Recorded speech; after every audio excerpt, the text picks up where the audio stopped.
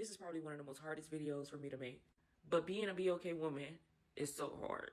From the time when I was little and having to learn what beauty truly meant, baby, I grew up with short hair.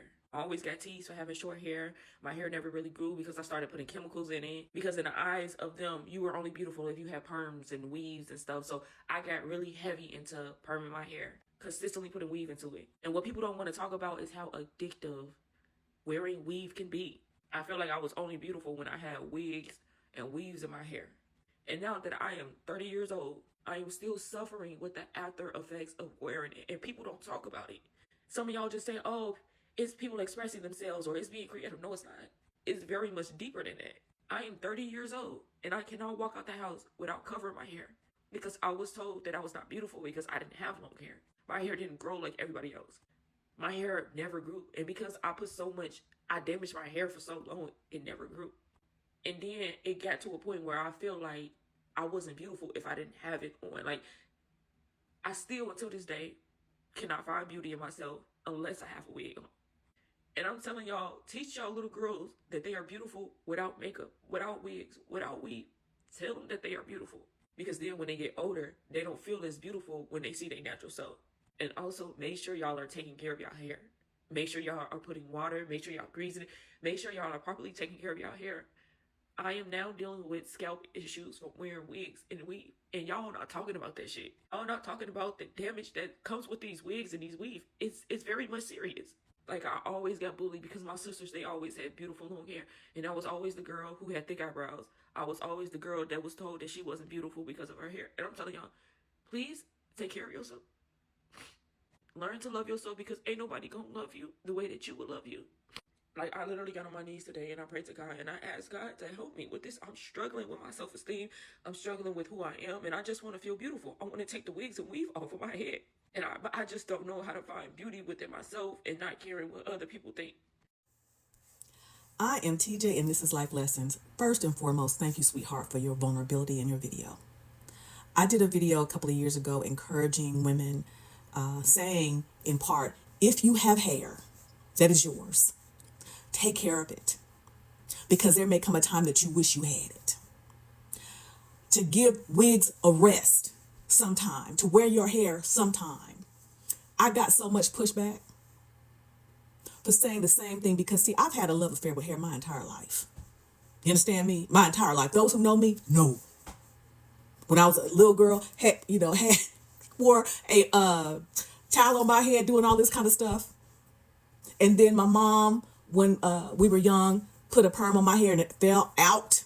And then she did this. I had a natural, and back then, it wasn't popular to wear your natural hair back then. And I was just a little scrawny thing, okay?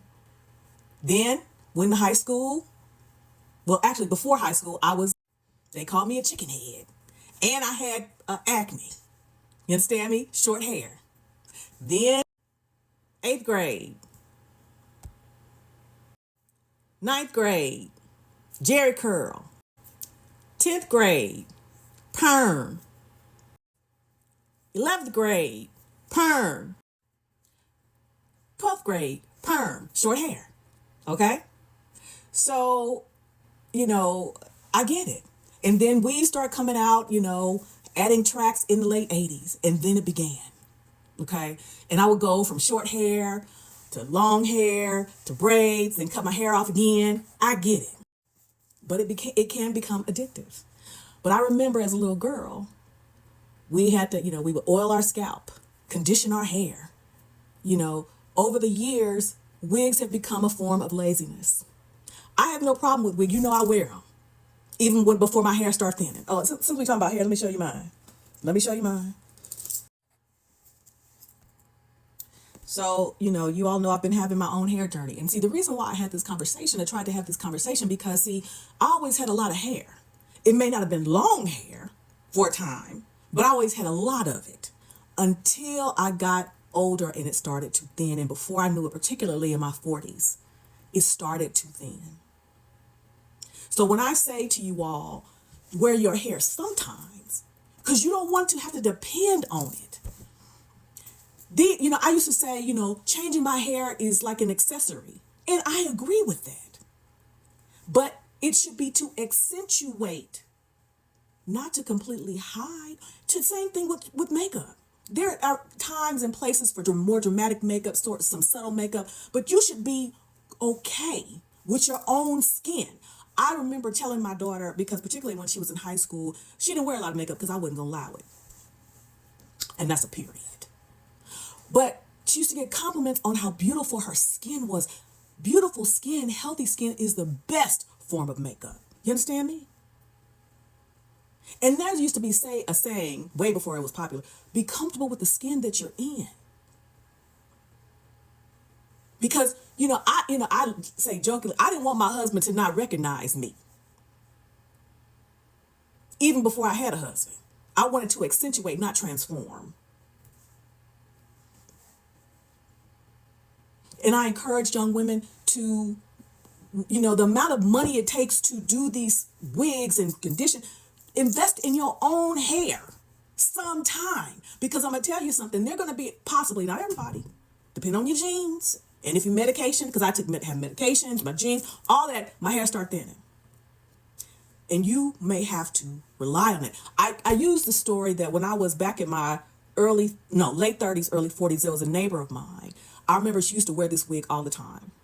I don't know if she had the same wig or several wigs of the same type of wig, several of them. But and she had been married for many years. So if I'm in my late 30s, early 40s, she was probably in her 60s. Now, I couldn't really understand it because, again, I had a lot of hair. And it was, there.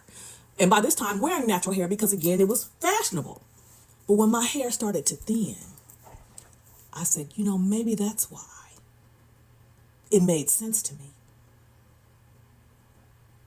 And, and particularly even when I met my husband, there was a level of vulnerability there because, men would say, I don't want a woman that wears wigs, et cetera, and people have their preferences. But it was a source of insecurity for me. So when I share these things with you, I'm not sharing this to pour salt in the game. I'm telling you from what my own experience has been. And you can puff up and say, well, if they don't like it, that's it. Okay, that sounds cute. That sounds really cute. But late in the midnight hour, when ain't nobody but you, you're going to have to be honest with yourself to say, okay, there's a form of insecurity here, like this young lady expressed her insecurities. And again, thank you for that. Just like you invest in hundreds of dollars in these wigs, invest in your own crown. Because again, as you get older, there may be a time that you have no choice.